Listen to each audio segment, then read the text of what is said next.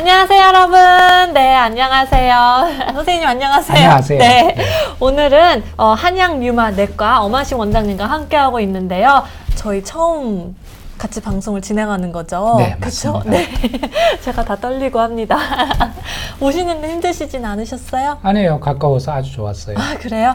아, 그렇구나. 선생님께서 방송하신 거를 전에 제가 봤거든요. 네. 그 홍 박사님하고 방송 진행한 걸 보셨는데, 그때 류마티스에 대해서도 해주시고, 그렇죠. 그리고 이제 통풍에 대해서도 해주셨잖아요. 근데 거기에 댓글에 루푸스에 대해서 다뤄줬으면 좋겠다 하시는 시청자분이 계셨어요. 예. 그래가지고 선생님께 빨리 방송해주세요. 저희가 연락을 드렸죠. 아유, 감사합니다. 사실은 루푸스는 뭐 굉장히 이게 대학병원에서 많이 사실은 보는 병인데 네. 그래서 개원가에서 이런 이야기를 해야 될까 사실은 조금 고민은 됐어요. 근데 네. 루푸스 병이 굉장히 다양해요. 스펙트럼이 우리 개원가에서 볼 수 있는 그런 여지가 좀 많은 쪽도 있어요. 아, 그래요? 그래서 뭐 대학병원을 이용하기가 좀 어려우신 분들은 네. 개원가에서도 매니지가 가능하니까 오시면 충분히 치료할 수 있습니다. 네, 대학병원 가면 예약 잡기도 우선 힘들고 치료 받는데도 기다리는 시간이 너무 오래 걸리잖아요. 저희인데 다니시는 환자분들 중에도 직장 문제 때문에 낮에 직장 다녀야 되는데 대학병원 가려면 또 월차 내고 해야 되고 그쵸, 그런 맞아요. 문제도 있고 또 개인적 여러 가지 사정 때문에 제가 대학병원 가셔야 된다 이 정도는 네. 그렇게 하는데도 그냥 여기 다니시겠다 아, 진짜요? 계속 고집을 부리시더라고요. 선생님께서 잘해주시니까. 아니 뭐 그러면 어쩔 수가 없잖아요. 그럼 저희가 대학에서 받는 거랑 똑같은 그런 치료를 하고 대신에 상당히 안 좋아지거나 그러면 제가 대학병원 그쪽을 다시 언제라도 어레인지를 해서 그쪽으로 연결을 시켜 드릴 테니까 일단은 해봅시다. 네. 이렇게 해서 받으시는 분들이 좀 계세요. 멋있어요, 선생님. 네. 대신에 이제 저 빨리 선생님 되게 멋있잖아요. 잘생기셨잖아요. 앞에 봐주세요. 예. 시청자분들이 얼굴 좀 보여주세요. 그러시네요. 네. 오늘 김크리스타님도 저희 방송에 굉장히 자주 들어와 주시는 분이고요. 블루스카이님, 우진혜빈님 굉장히 저희 애청가이십니다. 예. 네, 오늘 반갑습니다. 네, 반갑습니다. 오늘 궁금하신 점이 있으시다면 실시간으로 질문 주시면요, 저희가 따로 모아서 이따가 이제 질문 받는 시간도 가질 예정이니까 질문 많이 해주시기 바랄게요. 선생님 조금 덥지 않으세요, 근데? 약간 덥네요. 그러면 선풍기를 살짝 틀을까요? 네, 살짝 틀으면 좋을 것 같아요. 바로 가볼까요, 선생님? 그러면 루푸스에 대해서? 네. 네, 알려주세요. 루푸스가 정확히 무엇인가요, 선생님? 제일 중요한 타픽이죠. 네. 제일 어려운 타픽이고요. 루푸스의 정의. 그래서 제가 여기 그림이 나왔다 그죠? 네. 저희는 이 모니터를 보니까 뒤에가 보이네요. 네. 아니면 선생님께서 편하시면 뒤에 보셨다가 앞에 보셨다가 이렇게 하셔도 아니에요. 괜찮아요. 자, 지금 모니터 나오는 그대로 네. 자가 면역 질환에 제가 이름을 하나 붙여봤습니다. 여러분 이해가 편하게 끝판왕이다. 요즘 젊은 애들 이런 이야기 많이 하더라고요. 많이 하죠. 그래서 자가 면역 질환을 알면 되는데 저희 류마티스 하시는 분들은 네. 루푸스를 가장 어려워하기도 하고요. 가장 신기해하기도 하고 참 어떻게 보면 평생 환자를 우리가 대학에서 수백 명, 수천 명을 봐도 네. 루푸스 환자가 다 각기 다 달라요. 증상들이 각기 다 그렇죠. 달라요. 나타나는 양상도 다르고 그래서 아주 다양하기 때문에 잠시 방심하면 병이 또 다른 데로 튀기도 하고 그래서 정말요? 정말 복잡한 병이네요, 그러면. 그렇죠. 네. 일반적으로 예를 들어서 모든 병은 한 90% 뭐 정확치는 않습니다만 90% 정도는 일정한 패턴을 갖고 있죠. 그래서 그쵸. 뭐 그 패턴에 따라서 진단이 되는 거죠. 이 병은 이거니까 이렇게 된다. 그리고 또 거기에 맞는 치료 방법을 그렇죠. 하면 되고. 네. 근데 루푸스는 그렇지가 않아요. 이게 막 천방지축이죠. 쉽게 말씀드려서. 알 수가 없는 거네요. 그러면. 나타나는 게 아주 다양하기 때문에 이제 어떤 사람들은 이렇게 1000개의 얼굴을 가진 병이다. 증상이 1000개만큼 정말 다양해서 이렇게. 그렇죠. 아주 다양한 면모를 갖고 있다. 근데 선생님, 이 자가 면역 질환이 정확히 어떤 뜻인가요? 자가 면역 질환은 네. 제가 세 번째 슬라이드에 해놓은 게 있어요. 세 번째 슬라이드. 네, 한번 볼까요? 먼저 자가 면역이 궁금하시죠? 네. 그래서 자가 면역은 영어로는 이제 오토임뮨 오토라고 하는 것은 셀프예요. 나 네. 자신. 나 자신에 대해서 면역이 생겨 있는 병이다. 보통 임뮨이라고 하면 나 자신이 아니고 우리 몸 바깥에 있는 외부 요인, 박테리아, 바이러스 이런 것들로부터 우리 몸을 지켜주는 게 임뮨인데 네. 이 임뮨 작용이 나 자신에 대해서 임뮨을 나타내는 거예요. 그러면은 나 자신을 공격한다는 뜻인가요? 그렇죠. 나 자신을 박테리아로 생각을 해서? 그렇죠. 날 지켜야 되는 그 면역 체계가 날 지키지 않고 나 자신을 공격을 하는 거죠. 근데 그게 왜 그렇게 됐는지는 그러니까요. 잘 모르지만 어쨌든 나타난 현상은 모든 게 우리 금사에 나타나는 게 나 자신을 공격한다. 나 자신이 뭐냐? 나의 자신은 여러분 뭐죠?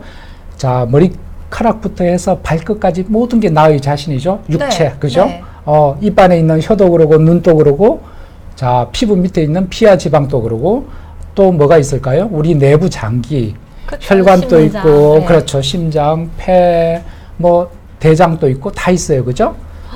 그러면 이 잘못된 면역이 우리 몸 이런 여러 가지 부분을 다 공격할 수가 있어요. 근데 이제 그래서 천의 얼굴인 거군요. 그렇죠. 네. 근데 이제 동시다발적으로 모든 걸 한꺼번에 내 몸을 다 공격하면 사람이 살 수는 없겠죠. 그쵸. 그래서 이 병도 보통은 이제 다 공격하지는 않고 요번에는 이거 저번에는 다음엔 또 이거 이런 식으로 좀 왔다 갔다 하긴 하는 것 같아요. 이게 어떻게 이렇게 퍼지는 건가요? 이게 혈관을 따라서 가는 거예요? 아니면은? 그렇죠. 이제 우리가 원인은 잘 몰라요. 왜 이런 일이 생겼나 모르지만 원인은 잘 몰라요? 왜? 그러니까 정확한 원인 예를 들어서 이런 거죠. 담배를 피우면 내가 폐암이 생긴다는 거는 이제 거의 알려졌어요. 네, 그죠? 그렇죠. 근데 그런 식으로 딱 하나 또는 둘, 셋 이런 원인이 있어야 되는데 그건 모르고 중간 과정, 병이 진행되는 과정은 이제 거의 다 알고 있어요. 그래서 중간 과정을 말씀드리면 어떤 원인에 의해서 우리 면역이 잘못되면 그 우리 혈액 내에 여러 가지 자가항체라고 하는 것들이 있습니다. 네. 자가항체는 항상 하는 일이 예를 들어서 우리가 그 홍역 예방주사를 맞았다 그러면 바깥에 홍역 바이러스가 들어오면 얘가 차단을 해줘요. 그쵸, 이제 밀어내는 거죠. 그렇죠. 이겨내는 거죠. 그런 역할을 네. 하는 애들이 항체인데 이 항체가 어디에 대해서 생겼냐? 내 몸에 대해서 생겨요. 계속. 그럼 항체가 하는 일이 자기가 그 적으로 여기는 일을 여기는 그 물질을 계속 공격하는 거니까 내 몸에 대해서 생긴 항체는 내 몸을 계속 공격을 해요. 그래서 어떨 때는 피부에 대해서 공격해서 피부 발진이 생기고 네. 심장을 공격하기도 하고 간을 공격하기도 하고 장을 공격하기도 하고 혈액 내에 그런 항체라고 하는 건 단백질이거든요. 이 단백질이 계속 떠돌아다니는 거예요. 그래서 아주 심할 때 예를 들어서 루푸스 신염이나 이런 심한 경우 환자가 아주 상태가 안 좋다 그러면 이것도 저것도 치료가 안 되면 혈장을 분리해서 단백질을 제거를 해요. 네. 그런 치료도 있어. 그 단백질 안에 항체가 들어있거든요. 그래서 네. 항체를 일단 빼고 보는 거지. 하지만 근본 치료는 아니잖아요. 그쵸? 왜냐하면 항체는 내 몸이 만드는 거니까. 그러니까 다시 또 만들어낼 그렇죠. 거 아니에요.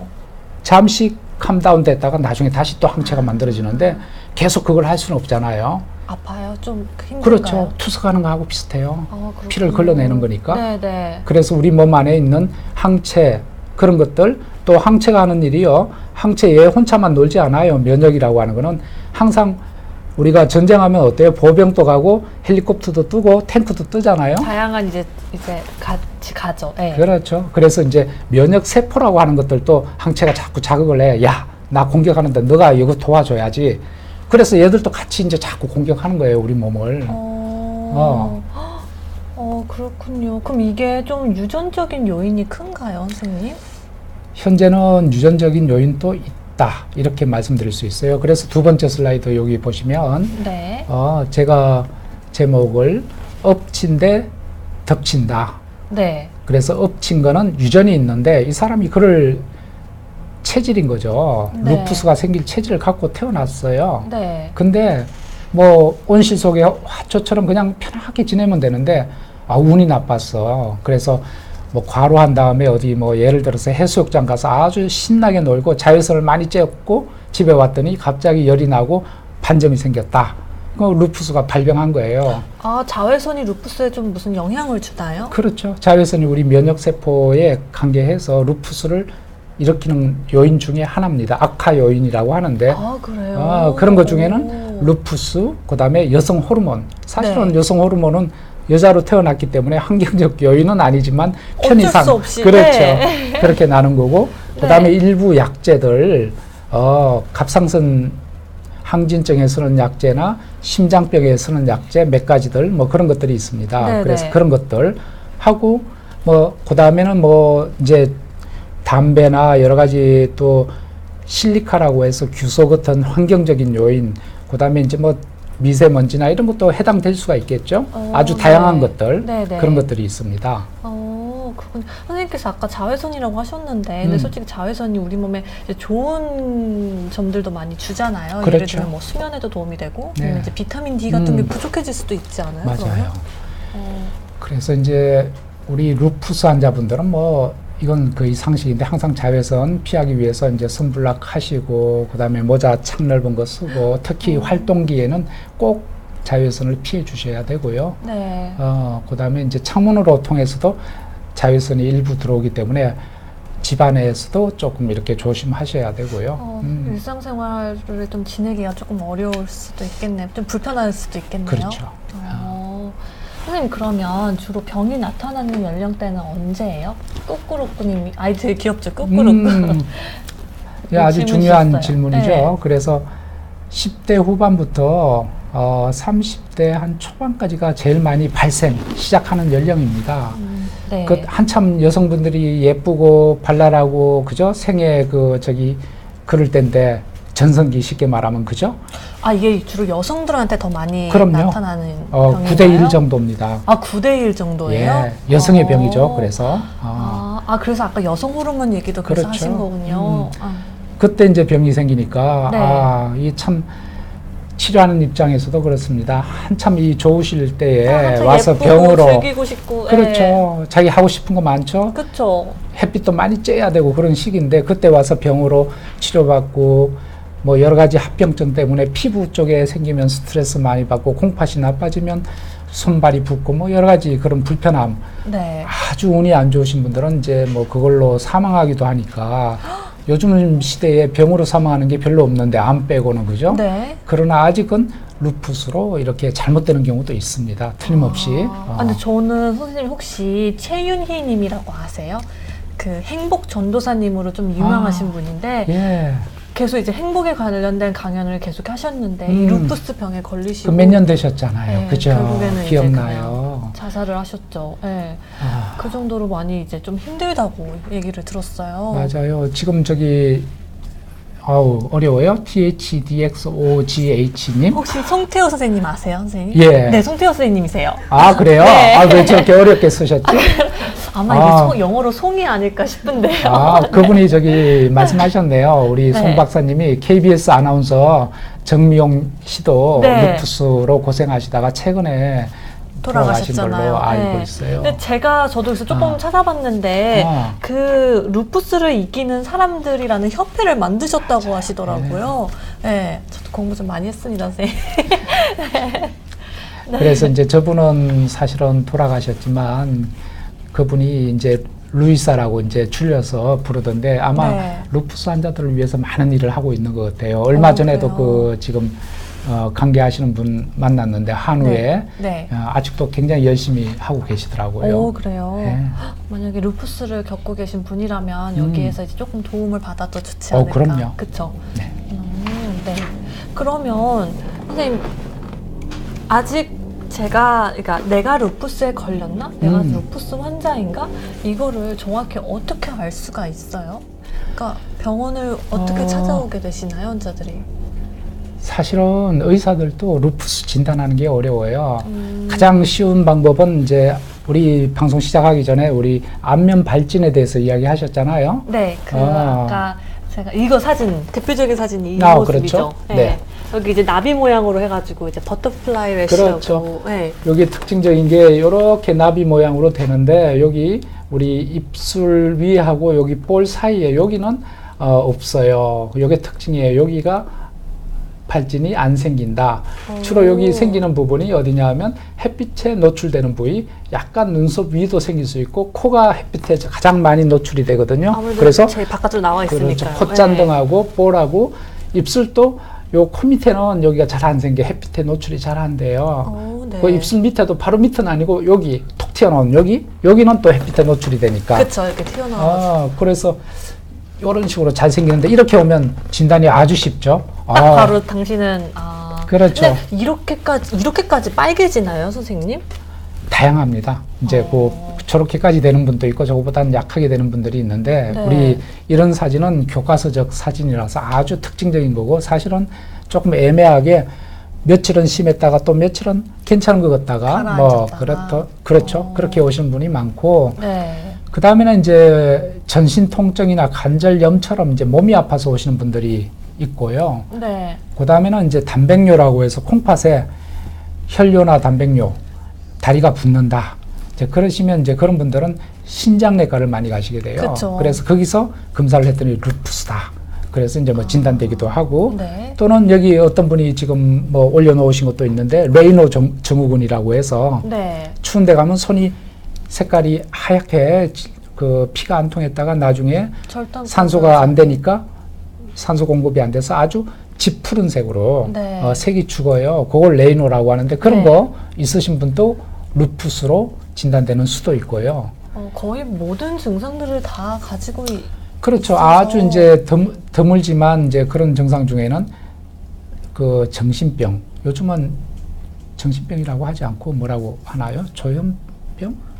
어쨌든 그 사이코시스라고 해서 정신병 네. 이런 걸로 나타나는 경우도 있었습니다. 그래서 옛날에 정신과에 입원하신 내원 그 입원 중인 환자들을 대상으로 해봤더니 그 중에 여자분들은 루푸스가 많았다 이런 보고도 있어요. 그거는 뭐 물론 한 30-40년 전인데 네.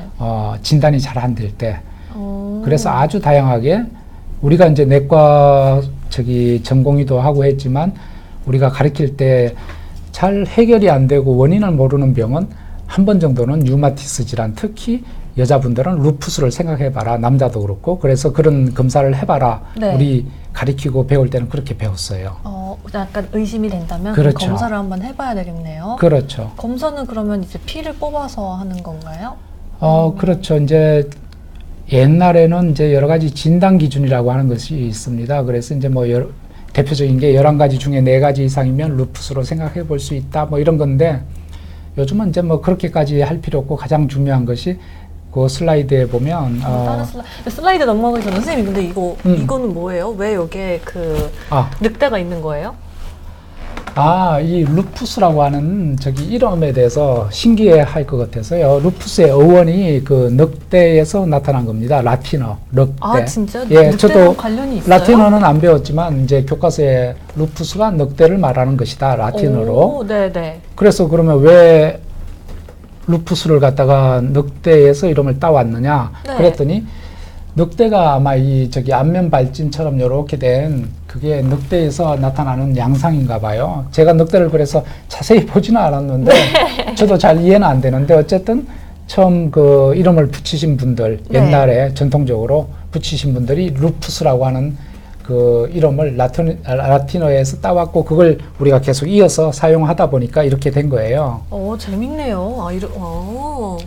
그래서 이제 뭐 여기 루푸스라고 하는 병은요, 사실은 의사들이 그 병으로서 이렇게 인식을 한 건 한 1850년 정도부터 해서 네. 이런 병을 이제 책에도 쓰고 했고 이 병 자체는 뭐 옛날부터 있었겠죠. 히포크라테스 그쵸. 시대 때부터 이거 비슷한 병을 갖다가 기술해 놓은 것은 있습니다. 하지만 이제 뭐 한 150년, 100년 본격적으로 의학계에서 이제 그렇게 우리가 정식 병으로 인정한 것은 얼마 되지는 않습니다.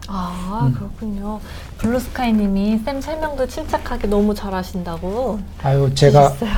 감사합니다. 이 발음도 안 좋고 항상 이런 거 할 때 죄송한 것 같아요. 아니요. 이해 쏙쏙 너무 잘 되고 있어요. 그쵸? 네. 그러면 검사 쪽으로 바로 넘어갈게요. 여기죠. 맞습니다. 검사. 네. 루푸스 진단이 지금은 굉장히 어렵지가 않습니다. 의심만 한다면, 의심을 하면 검사를 하게 되겠죠?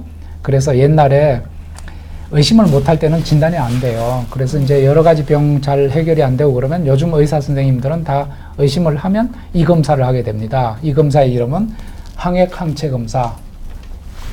이름이 조금 특이한데 너무 어려워요. 네. 앞에 항체라고 하는 건 말씀드렸잖아요. 네, 그죠? 아까 항체가 말씀드렸죠. 문제예요. 그죠? 이 항체가 우리 몸을 공격하는 항체예요. 그죠? 네. 그래서 이 항체를 발견을 했어요. 근데 이 항체가 종류가 굉장히 많아요. 우리 몸 안에. 네. 우리 몸에 대해서 나쁜 짓을 하는 항체. 네. 그 중에도 진단에 도움되는 항체를 하나 개발을 했습니다. 그게 오. 항핵 항체. 항핵이라고 하는 거는 우리 세포의 핵에 대해서 어떤 공격을 하는 항체다. 그래서 네.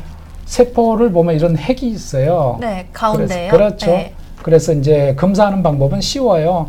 루푸스 환자의 혈액을 우리 이런 특수한 이 세포 여기 잘 반응하도록 만들어진 세포가 있습니다. 그 네. 세포에다가 혈액을 집어넣어줘요. 네. 그리고 이제 그 형광 물질이라고 하는 거 있습니다. 형광이라고 하는 걸 갖다가 이렇게 주면 얘는 항체의 꼬리에 가서 붙어요. 그렇게 네. 만들어 놨어요. 네. 그러면 어떻게 되겠습니까? 루푸스 환자의 그 혈액 항체는 이 세포의 핵에 가서 이렇게 붙어 있을 거 아니에요. 공격을 하려고. 공격하려면 가서 펴려면 붙어야지 가까운 데 가서. 그쵸, 그쵸. 얘 손이 붙어 이제 있어. 주머니 갖다 닿아야죠. 그렇죠. 네. 얘 붙어 있는데 붙어 있는지 없는지는 눈으로 안 보여요. 그래서 그 항체만 보면 달려가는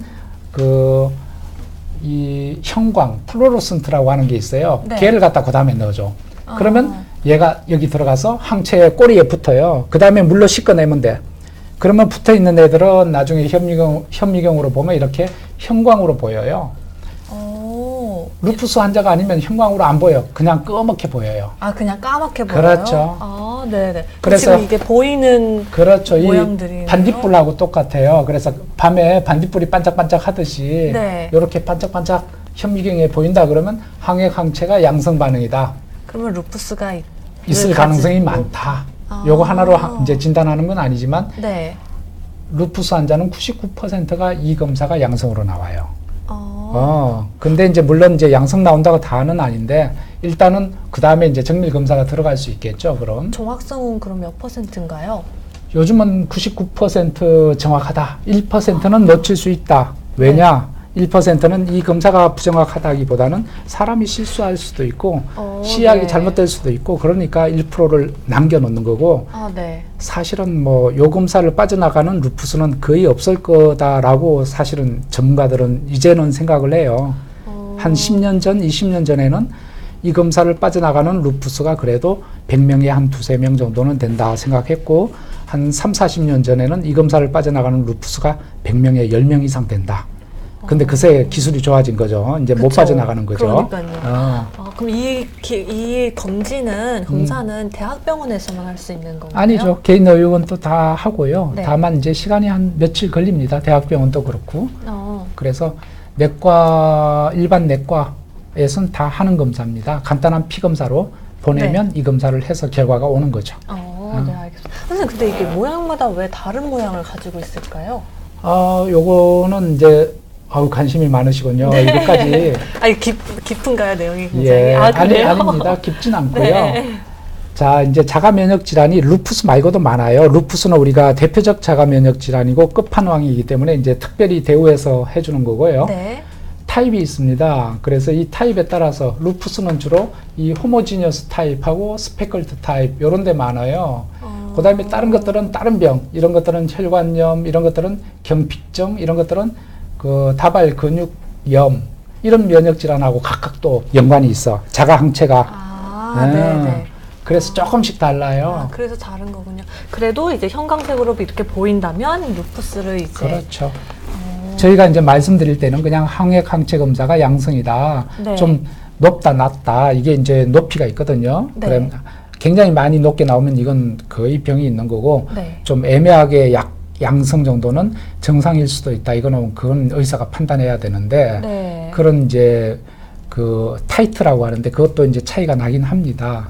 그래서 요거는 이제 못 보여드리는 거죠. 이거는 이제 우리가 그거고, 여기 이제 타이트가 1:40, 1:60, 1:80, 160 뭐 이런 식으로 나왔다. 이렇게 네. 말씀을 드리게 되죠. 높게 나왔네요. 아니면 중간 정도네요. 아니면 약간 나왔는데 별로 이거는 정상인에서 있을 수 있는 정도니까 걱정하지 마세요. 뭐 이렇게 말씀드리고, 음성이면 아예 루푸스 쪽은 아닙니다. 이렇게 말씀드리죠. 그렇군요. 선생님, 그러면요. 질문이 있었는데, 제가 궁금한 게 있었는데, 선생님 설명을 들으면서 까먹었어요. 우선 이 질문 먼저 갈까요, 선생님? 그래요. 그래요. 첫 번째부터 갈까요? 네. 네, 하트님께서 지금 나가셨는데, 그쵸? 아유.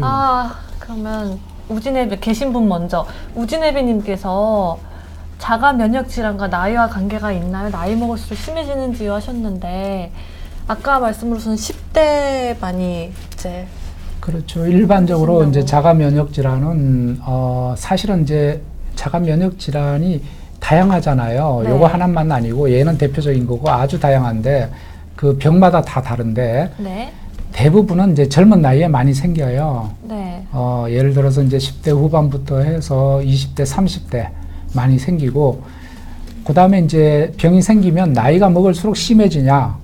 대부분은 초창기 몇 년, 2, 3년, 4, 5년 요때 심하고 시간이 지나면 지날수록 조금 좋아져요. 아, 그래요? 예. 아까 근데 다는 아니고 일반적으로. 예. 아까 꾸꾸루꾸님이 네. 갱년기가 지나면 이제 더 괜찮아지는 예, 맞습니다. 건지. 아주 그 좋은 질문이신데 네. 갱년기가 지나면 우리 몸이 어떻게 되죠? 여성 네, 호르몬이 호르몬이 줄어들죠. 네. 그러면서 아무래도 루푸스를 자꾸 자극하는 영양인자 하나가 없어지는 거죠. 그러니까 아무래도 병도 좋아지고 발병도 덜하죠. 이지연님도 또 아토피와는 어떻게 다른가요? 하셨어요. 그러니까 어떻게 다르게 구별할 수 있을지. 아토피는 일종의 알레르기죠, 그죠? 네. 그래서 이제 면역, 알레르기도 뭐 면역인데 자가 면역인데 면역은 여러분한테는 그냥 면역이라고 저희가 설명드렸지만 우리 전문 의사나 그런 걸 연구하시는 분들은 면역이라고 하면 뭐라고 하나요? 우리 지구 또는 우리 지구? 대한민국 이렇게 말하는 거하고 비슷해요. 굉장히 큰 범위네요. 그렇죠. 네. 너 어디 사니? 그러면 나 서울 그러면 저 새끼 그러면 안 되죠. 뭐 저런 인간이 다 있어 그러면서 그 집이 굉장히 어딨냐? 점잖게 잘 설명해 주시다. 그렇게 이야기해야 되는 거예요. 그래서 아토피하고 루푸스는 주소가 다르다. 완전히. 네. 그래서 치료도 다르고 주소도 다르고 네. 그렇습니다. 그렇군요.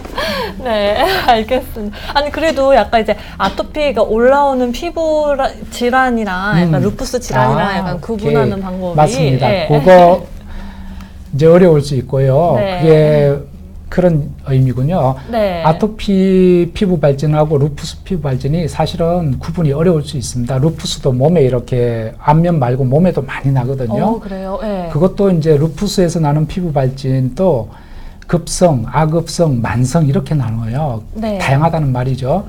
아토피도 거의 만성에 해당하거든요. 좋아졌다 나빠졌다 하잖아요. 네. 그래서 그 다음에 또 똑같이 스테로이드도 잘 들어요. 그래서 이게 이건가 저건가 막 헷갈리니까. 근데 진단은 쉽잖아요. 루푸스는 이거 해보면 되죠. 네. 이거 해서 이거 음성 나왔다 그러면 그분은 루푸스는 아닌 거예요. 그 다음에 이제 루푸스 같은 경우는 그 피부만 계속 그런 경우는 흔하지가 않다. 다른 여러 가지 증상, 관절이 아프다든가 뭐 다른 피 검사에서 이상이 나온다든가 대부분 그런 게 생기면 의사 선생님이 대부분 알게 돼요. 조금 아닌데 아토피 아니고 아토피 같으면 또 그 면역 글로불린 E라고 해서 또는 그 호상구 또 이런 것들이 혈액 검사에 올라가고 조금씩 네. 달라요. 면역 얘들은 방이 다른 애들이에요. 노는 무리 루푸스하고 아토피는 겉으로는 비슷하지만 그 검사 결과가 또 이제 다르게 이제 또 나오고 그런 그렇죠. 거네요. 이 두 가지를 뭐 의사가 오진할 가능성은 거의 없습니다. 네. 알겠습니다. 선생님, 그리고 아까 루푸스가 유전적인 면도 있다고 말씀을 네. 해주셨잖아요. 그래서 토땡이님께서는 유전이 되면 애를 낳고 나면 그 모든 애들이 다 루푸스 걸리나요? 하고 여쭤보셨어요.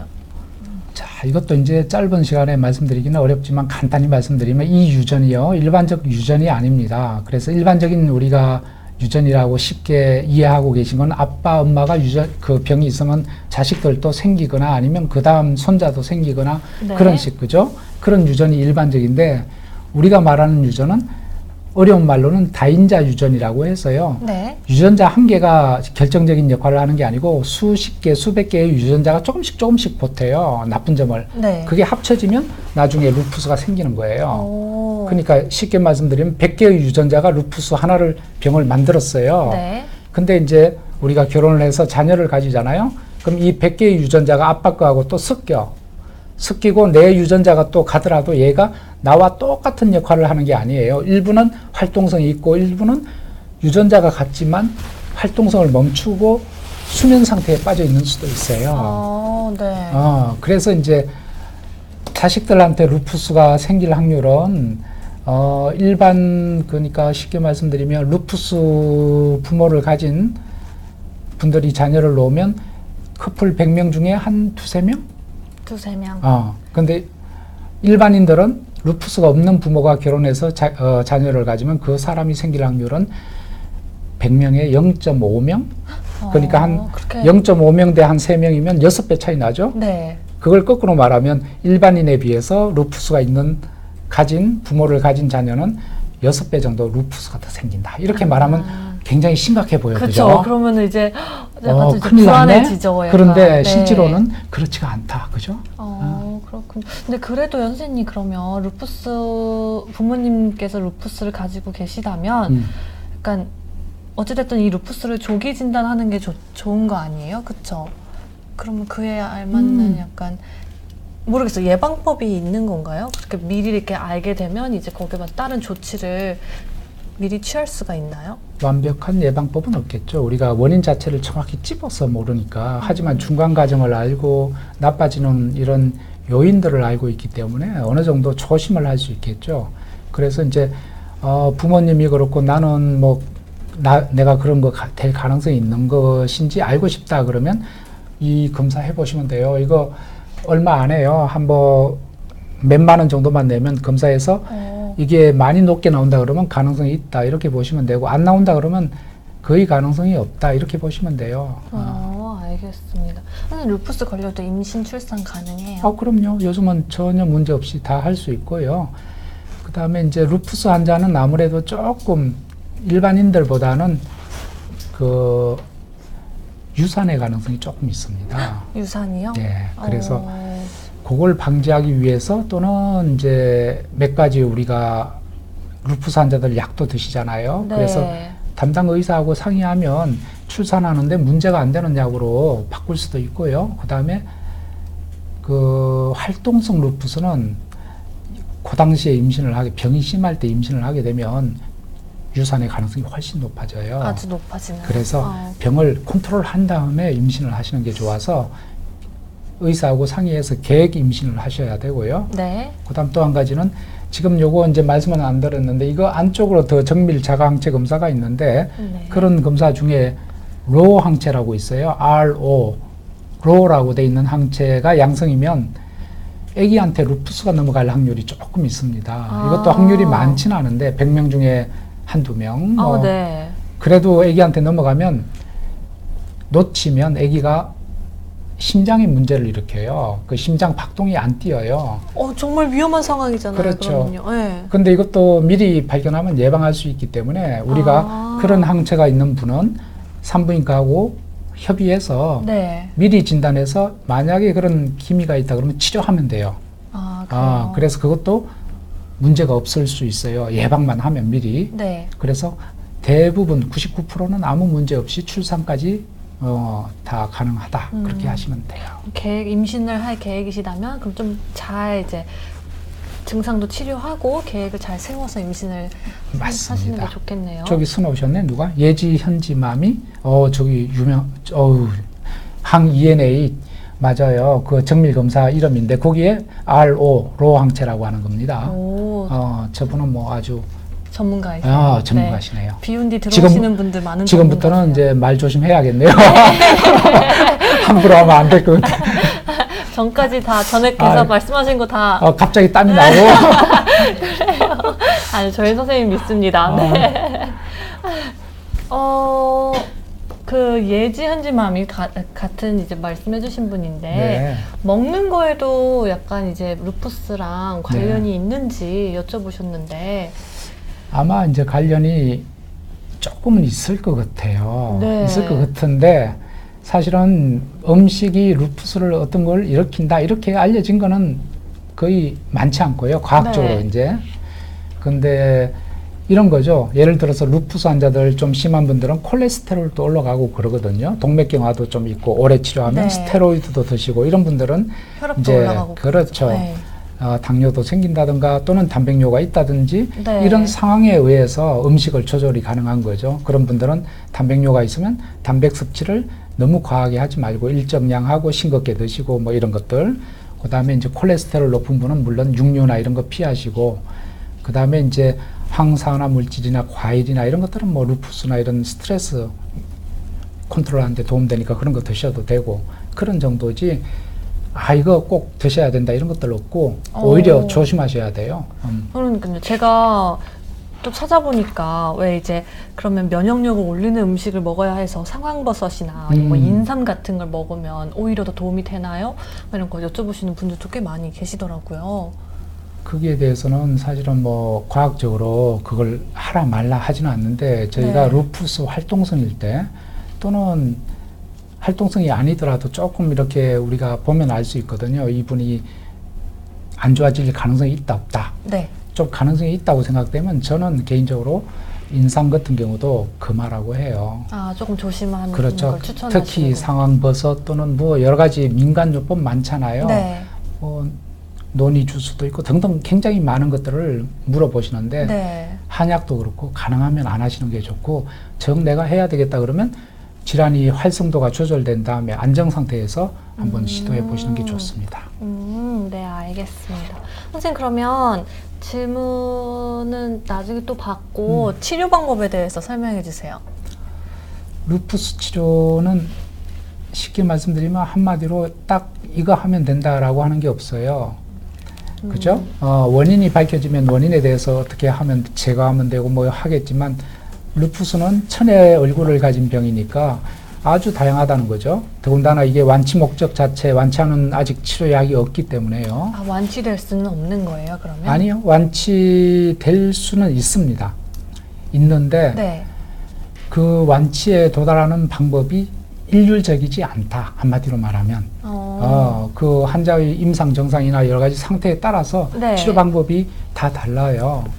하지만은 이제 물론 이제 그 중에는 검증된 방법들이 있는데 네. 그런 것들을 사용을 하는데 우리가 류마티스 관절염도 그렇습니다. 완치라고 잘 안 하고 관회라고 하잖아요. 병이 완전히 컨트롤되고 있다. 하지만 재발될 수 있는 가능성은 있다. 이렇게 보는 거죠. 네.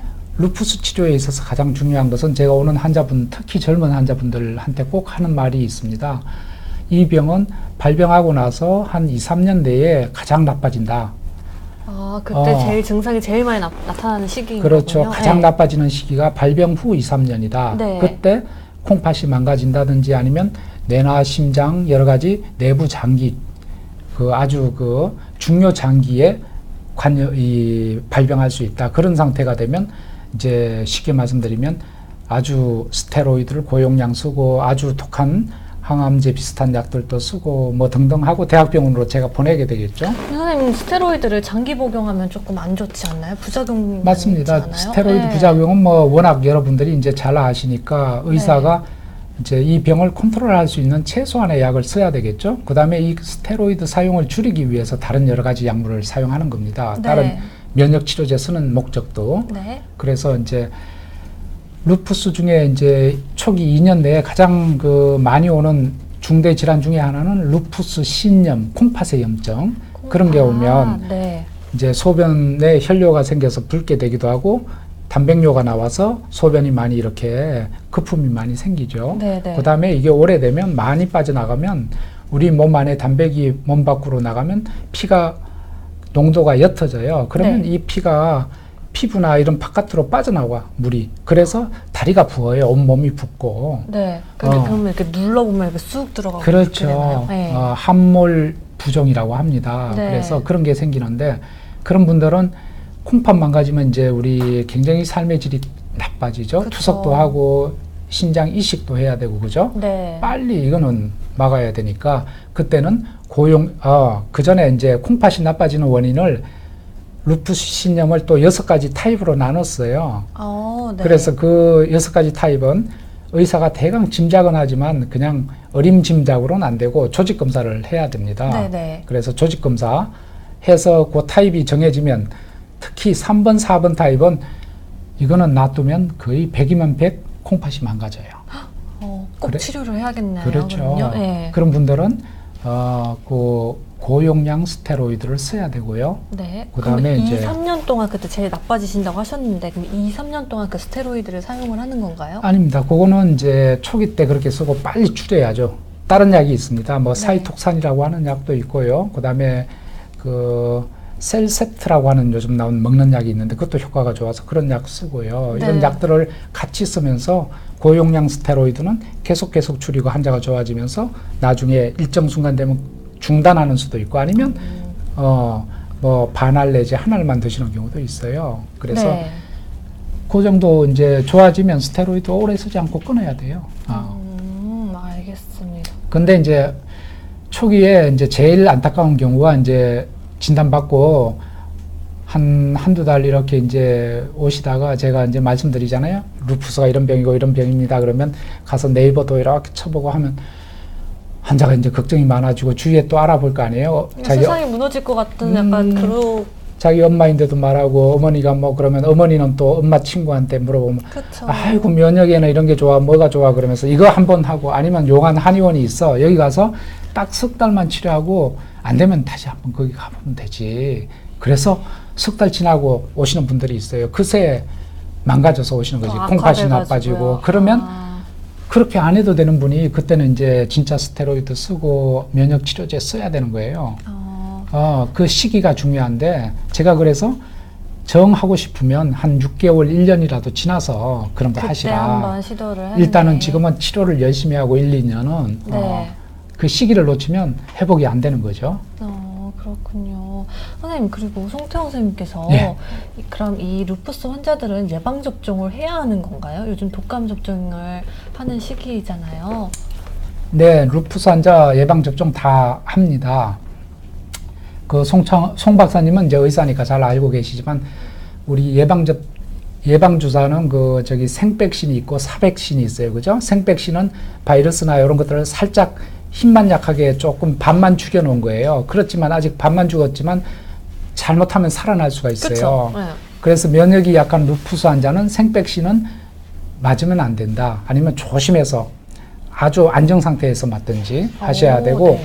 사백신은 관계없어요. 그래서 지금 독감 주사 이런 것들은 다 사백신이니까 맞으시는 게 원칙이고요. 네. 우리 루푸스 환자들 가능하면 대상포진이나 그 자궁경부암 주사, 폐렴 주사 이런 것들 맞을 수 있는 시기에는 다 맞으시는 게 좋습니다. 약간 조금 이제 안전할 때 약간 그렇죠. 증상이 그렇게 심하지 않을 때 맞습니다. 그때 이제 맞으면 좋겠네요. 예. 선생님 그리고 제가 그 치료법에서 벤리스트 주사 이건 뭐예요? 벤리스타. 네.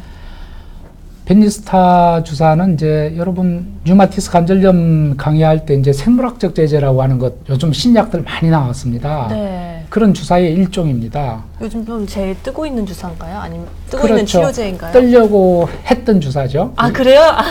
왜 못 떴어요? 그러면 그 죄송한 이야기인데 이제 네. 치료 면에서는요.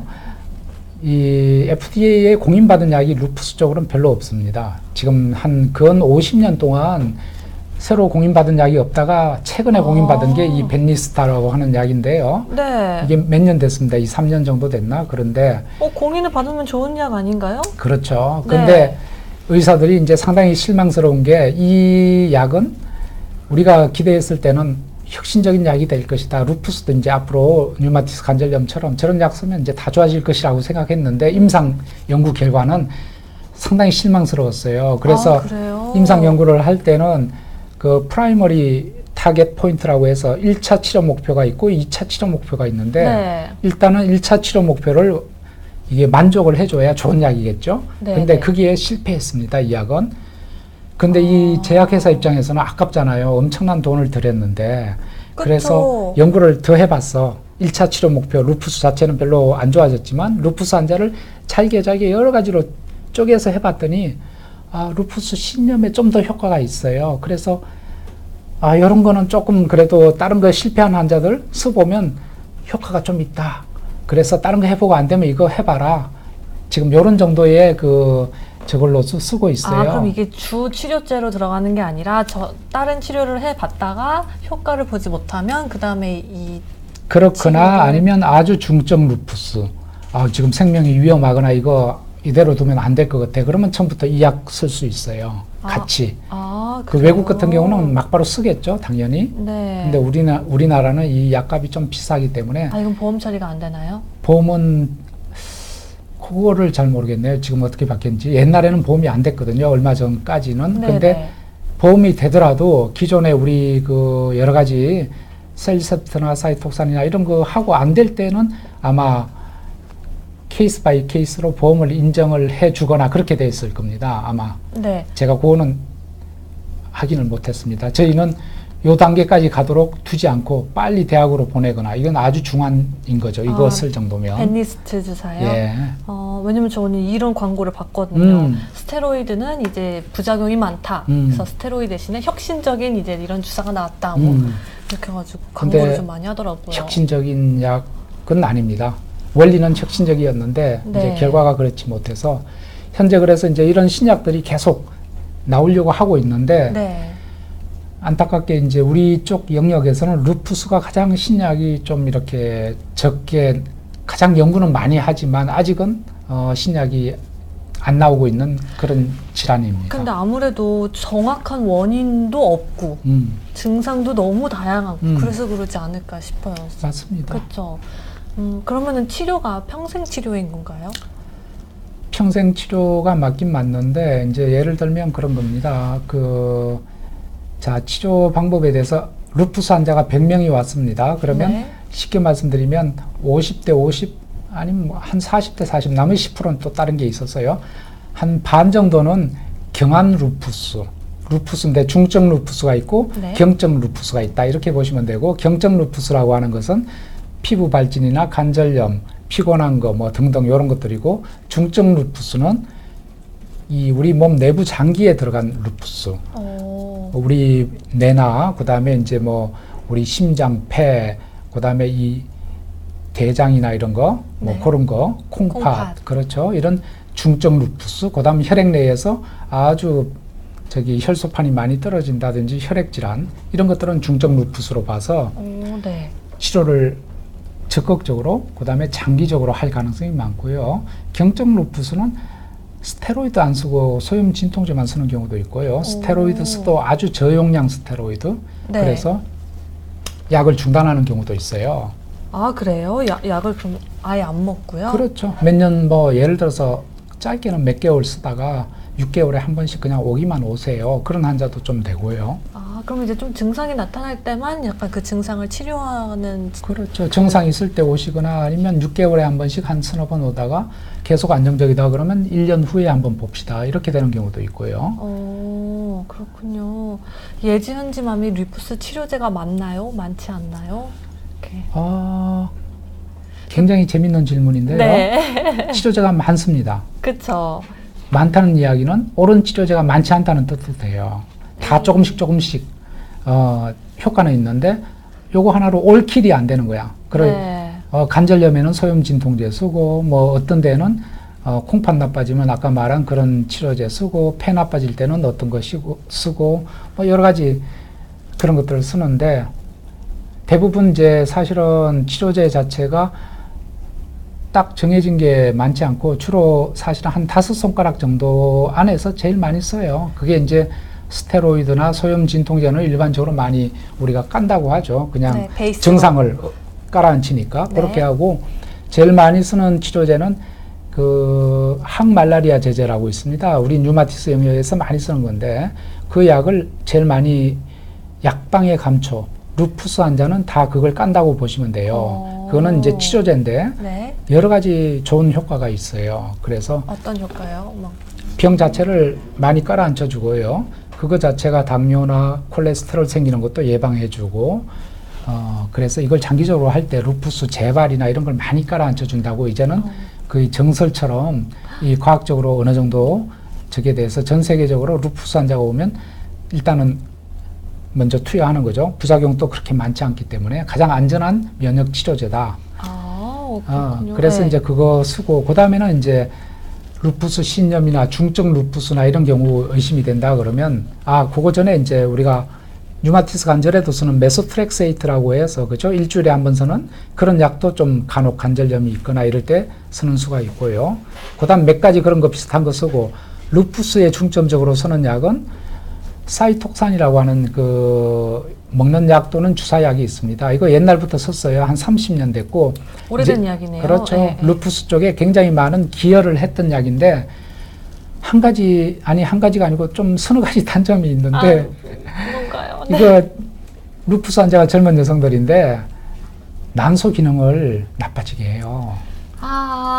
네. 그래서 이 약을 오래 쓰면 임신이 안 될 수 있어. 난소 기능이 떨어지니까. 아이고야. 그래서 이제 옛날부터 이 약 그게 문제죠.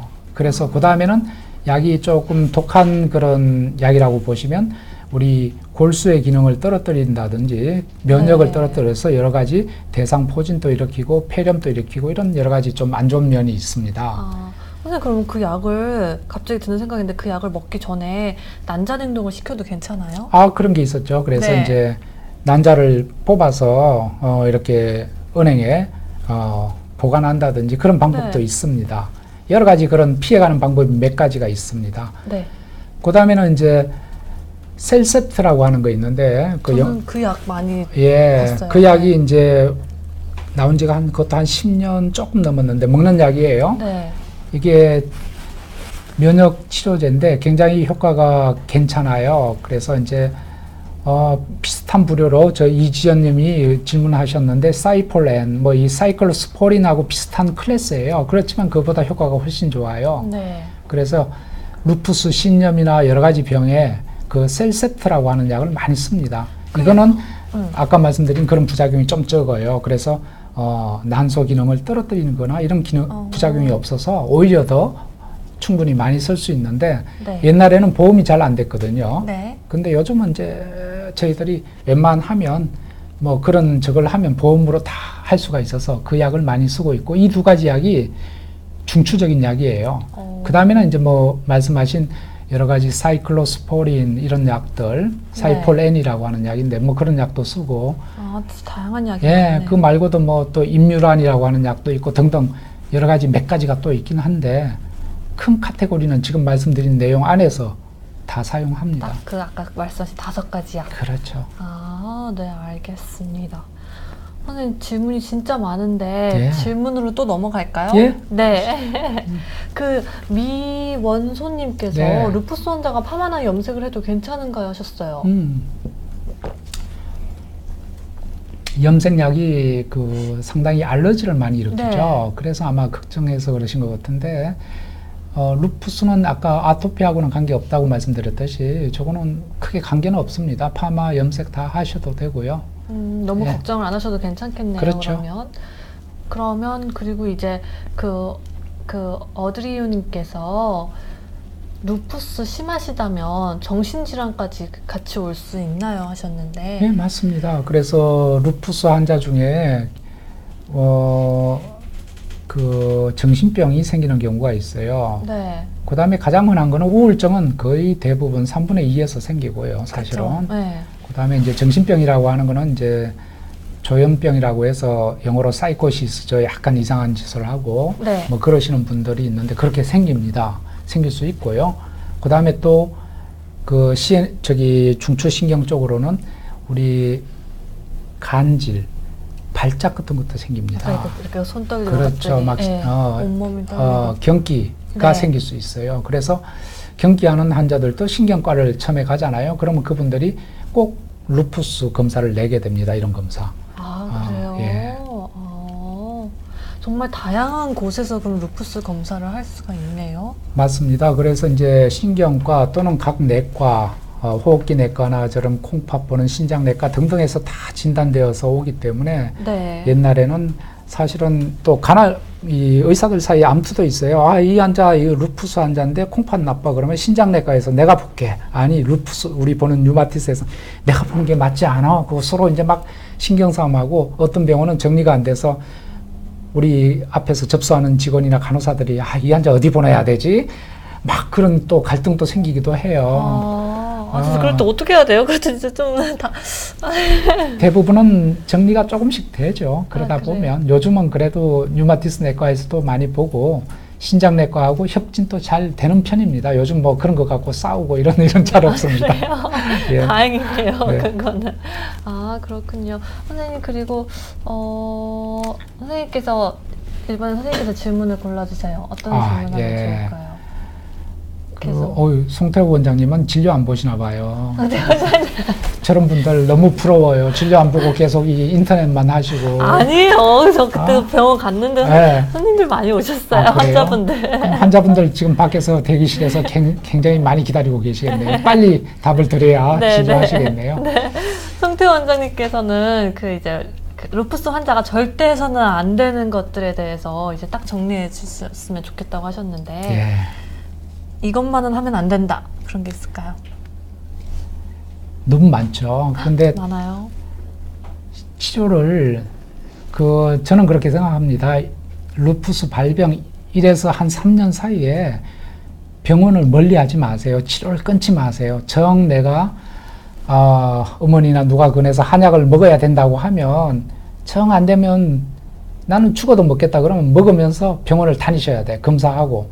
그래서 한약 먹고 나빠지면 빨리 캐치가 되잖아요. 그러면 그렇죠. 중단이라도 할 수 있는데 미안하니까 내가 미안해서 어떡해 그러고는 먹지 말라고 했으니까 그 의사 앞으로는 못 간다고 해서 안 가시는 거야. 그러고는 병이 나빠져서 오시는데 그렇게 되면 현재 나와 있는 약으로 치료가 안 되는 수가 많아요. 너무 진행돼 버리면. 너무 악화돼가지고요. 그렇죠. 네. 불난집에 불이 조금 날 때는 물 뿌리면 저희가 소화가 되는데 이게 활활 탈 때는 뭘 갖다 부어도 제가 될 때까지는 그냥 진행이 돼 버리거든요. 그쵸. 그래서 굉장히 안타까운 게 그런 것 같아요. 그 다음에는 이제 뭐 물론 이제 환자가 정신적 스트레스나 이런 것 때문에 과로하거나 가음하거나 이런 것도 문제가 되고 정신적 스트레스가 심한 분들은 루푸스 안 좋아지는 거는 거의 임상적으로 맞는 것 같아요.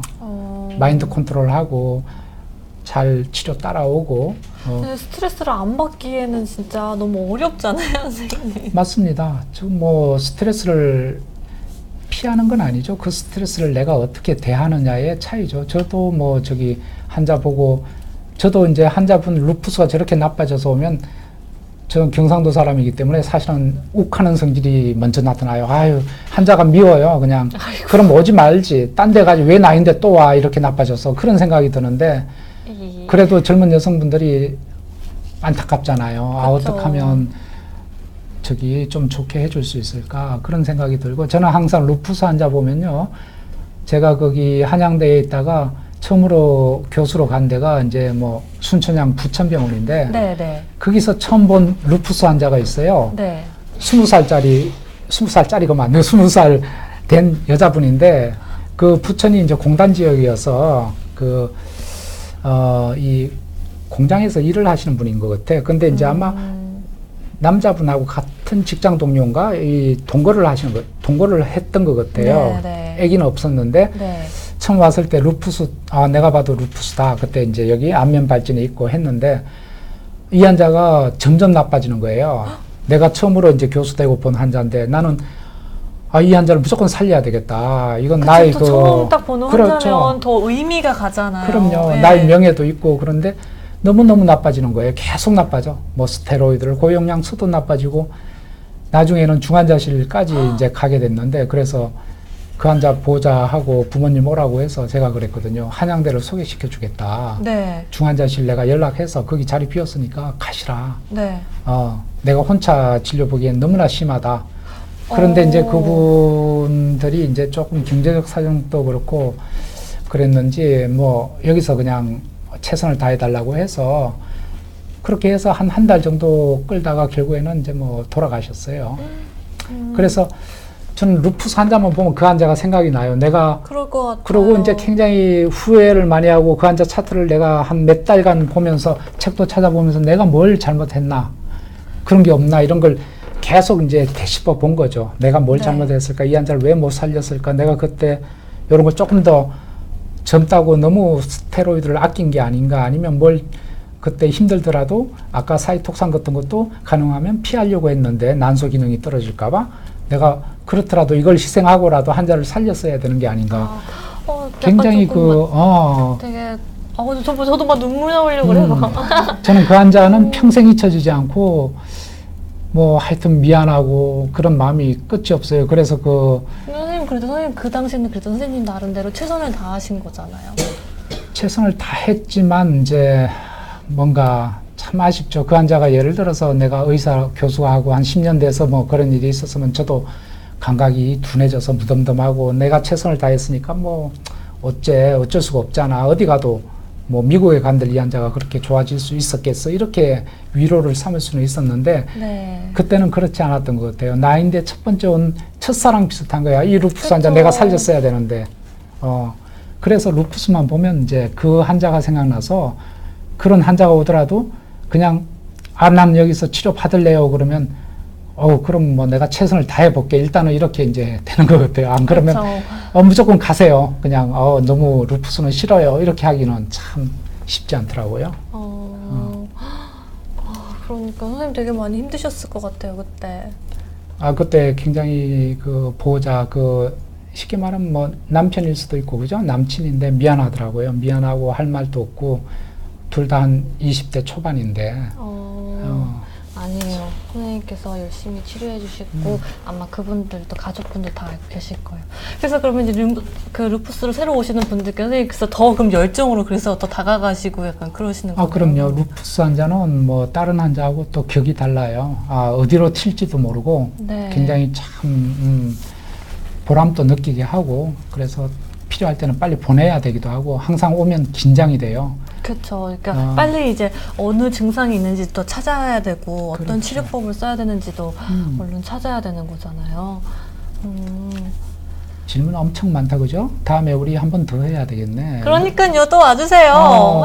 루푸스 별로 관심 없을 줄 알고 안 했더니. 아니에요. 그래요. 아니 선생님께서 매력이 너무 넘치세요. 아까 처음에는 이제 굉장히 점잖게 하시다가 그러다가 갑자기 이제 재밌는 언어로 분위기 전환 갑자기 시켜주시다가 이번에는 감동의 메시지를 남겨주시고 그쵸? 너무 다양한 모습 보여주셔가지고 너무 재밌어요, 쌤. 아유, 감사합니다. 이게 다 홍 박사님 때문이에요. 제가 방송인 줄 알고 격식 있게 하려고 했는데 이거 방송 아니라고 그냥 막 하시라고. 네, 편하게 진행해 주시면 돼요. 어떠세요? 홍 박사님 말고 저랑. 좋아요. 그래요? 네. 그러고 다음에 이제 홍 박사님이랑 하시는 거 아니죠? 아닙니다. 네, 알겠습니다. 오늘 다 못 다룬 질문들은 저희 비욘디 커뮤니티에 질문 올려주시면 선생님께서 답변 달아주실 그럼요. 거죠? 그러니까요. 아까 한 분만 질문을 할까요? 네. 6개월 되셨다고 하신 분이 계셨거든요. 그래요? 지금 류마티스 6년 전부터 그네요. 산책이님께서 네. 류마티스 치료 중이신데 몸이 안 좋아지면 늘 한쪽 팔만 이렇게 너무 아프시대요. 아파서 이렇게 약간 파닥파닥 거리신다는데 어떤 검사를 받아야 치료가 될 거예요 하셨어요. 저분이 이제 6년 전부터 근데 이제 지금 치료를 오래 받고 계신데 네. 제 생각에는 아마 이제 그 류마티스 담당 선생님한테도 저 말씀을 드렸겠죠. 내 팔이 지금 이렇다. 그래서 이제 심하면 저희가 이제 신경과를 보내서 네.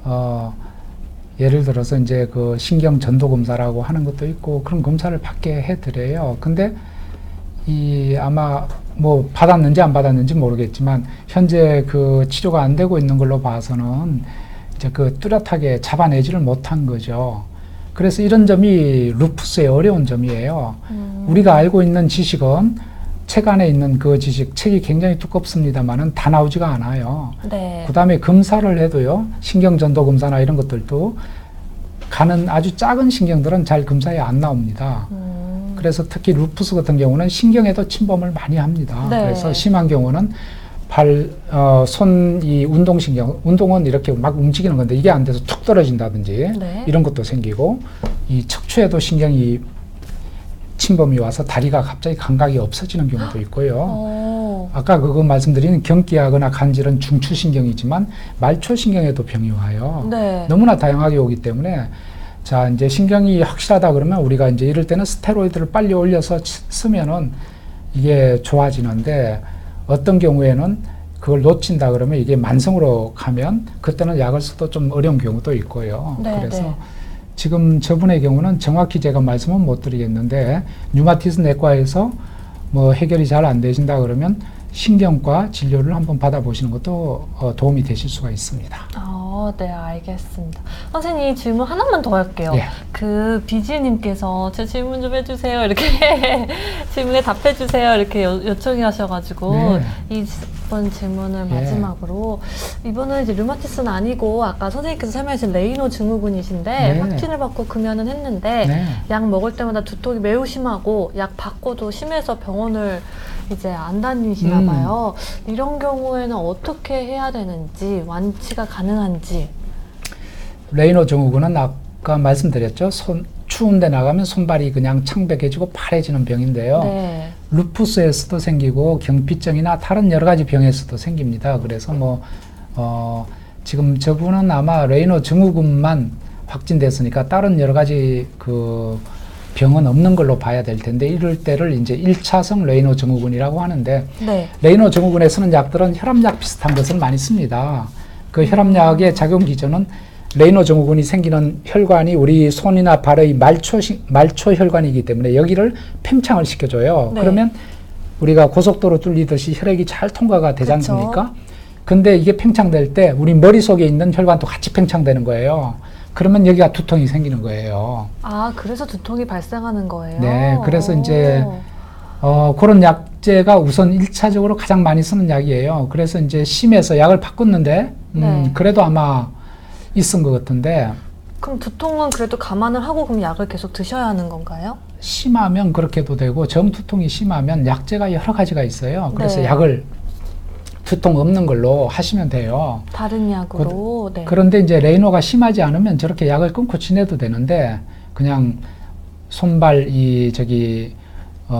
체온 관리 잘 하시고요. 담배 중단하고 뭐 그런 것들만 하셔도 되는데 아주 심해서 아주 안 좋은 경우는 여기 손발이 스스로 절단되거나 여기 상처가 나거나 그런 수도 있거든요. 네. 그런 분들은 약을 꼭 드셔야 되니까. 지금 또 겨울이 오잖아요. 그렇죠. 네. 그래서 이제 비싼 약 중에는 아주 심한 경우에 먹을 수 있는 약도 있긴 합니다. 그런 약은 6개월만 보험돼요. 우리나라가 돈이 없으니까 비싼 약이니까 겨울에만 레이노 환자들 이 손에 상처가 있고 심한 사람은 먹어라. 그래서 네. 한 이때쯤 시작하는 거죠. 그래서 6개월 먹고 약을 끊고 네. 그래서 이런 분은 겨울에만 약을 먹는 방법 그런 약도 있다. 그래서 찾아가서 진료 받아보고 그 정도 해당하면 그런 약 드시고 아니면 두통 없는 약 찾아야죠. 그런 약 있을 겁니다. 약이 쓸 수 있는 약은 한 2, 30가지 되는데 약이 100% 효과가 있지 않기 때문에 이런 현상이 생깁니다. 그렇죠. 아무래도 여러 약을 그러면 조금 시도를 해보시는 게 좋을 것 같아요. 선생님, 오늘 오케이션님께서는 예. 그 루푸스 공부하시고 오셨는데 오늘 딱 루푸스 지금 저희가 영상을 하고 있잖아요. 그래요? 방송을 하고 있잖아요. 네. 그래서 너무 신기하다고 하셨어요. 이분은 공부 열심히 하시는 분이네요. 네. 그렇죠? 저희 그게 그러니까요. 저희 방송으로 복습하는 시간을 가지면 또 좋을 것 같아요. 그렇죠? 글쎄 말이에요. 저도 옛날에 이제 간호학 때 예. 배웠던 거를 다시 배워가지고 너무 재밌거든요. 또 나와주실 거죠? 그럼요. 알겠습니다. 캘린더 비어있는 날짜 있어요. 네. 알겠습니다. 네. 안현우님은 안녕하세요. 반갑습니다. 네. 선생님, 오늘 방송 어떠셨어요? 아주 좋은데 저희 질문이 너무 많으신데 저희가 답변을 다 못 해드려서 좀 네. 안타깝네요. 네. 이 루푸스를 한 번 더 해야 될 것 같아요, 진짜. 네네. 오늘 저희가 할 이야기 많이 준비했는데 책도 오늘 맞아요. 제가 책도 준비했잖아요. 가져와 주셨죠. 네. 책 설명 좀 이 루푸스 짧게. 책인데 네. 제가 그 나이가 얼마 돼 보여요? 제 나예요? 나이? 나예요? 나예요? 갑자기 정말 제일 어려운 질문인데요. 40대? 글쎄요. 이 책하고 저하고 나이가 똑같아요. 그래요? 예. 이 책이 나온 지가 1966년도에 첫 판이 나왔습니다. 루푸스 책인데. 미국에서 나온 책인데, 루푸스 책의 가장 중심되는 교과서죠. 지금은 7판까지 나와서 책이 굉장히 두꺼워졌는데, 이게 이제. 친구네요, 친구. 1판. 네. 초판인데, 제가 미국 유학 갔을 때, 연수 갔을 때, 이 책을 봤어요. 그래서 이 책을 그냥 샀죠. 1판이니까. 네. 혹시 나중에 돈 오르면 그죠? 이거 경매하면 돈 벌 수도 있으니까. 선생님 근데 경매하면 여기 뒤에 막 찢어지고 난리 났어요 지금.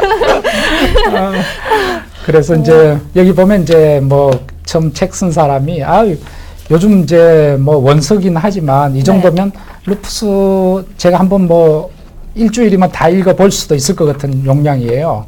요즘은 이거의 몇 배죠. 연구 결과가 엄청 많아서. 네. 일주일 안에 이거 다 읽으신다고요? 대단하신데요. 아니 그렇다고 해야 지금 저기 맞아요. 좀 그렇습니다. 그래서 이제 루푸스가 그만큼 이제 발전하고 있는데 참 안타까운 게 치료약이 조금만 더 나와주면 굉장히 좋겠는데 우리 영역에서는 루푸스 치료약 나오기만 지금 계속 기다리고 있습니다. 좋은 치료약이 얼른 빨리 개발되었으면 좋겠어요. 네. 선생님 그러면 다음에 또 재밌는 걸로 또 찾아뵈어요. 그렇죠? 네. 오늘 여러분 유익한 시간 되었길 바라고요. 저희는 또 다음 방송으로 찾아뵙도록 하겠습니다. 다음에 봬요. 감사합니다. 감사합니다.